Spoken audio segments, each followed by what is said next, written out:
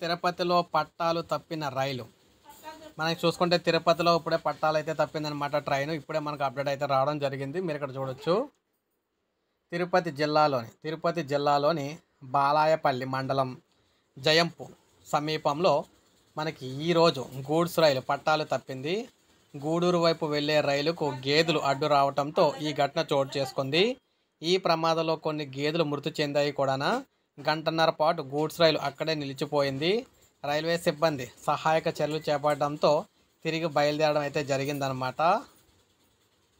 ఈ విధంగా పట్టాలు అయితే సైడ్ అయిపోయింది. మొత్తం పట్టాల నుంచి బయటకు అయితే వచ్చేసిందనమాట.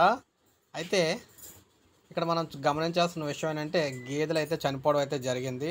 గేదెలు కూడా చనిపోయినాయి అనమాట. గూడ్స్ ట్రైన్ కాబట్టి ఎవరికి కూడా ఎటువంటి ప్రమాదం అయితే కాలేదు. అయితే ఈ గూడ్స్ ట్రైన్ మాత్రం మామూలుగా ఇక్కడ లగేజ్ తీసుకెళ్ళేదన్నమాట. సో ఏది ఏమైనా మనకి ఘోర ప్రమాదం సంభవించవచ్చు. చాలా గేదెలు అయితే చనిపోయి ఇప్పుడే మనకు అప్డేట్ అయితే వచ్చింది. ఒక లైక్ చేయండి, సబ్స్క్రైబ్ చేసుకోవద్దు, మన ఛానల్ సబ్స్క్రైబ్ చేసుకొని ఫాలో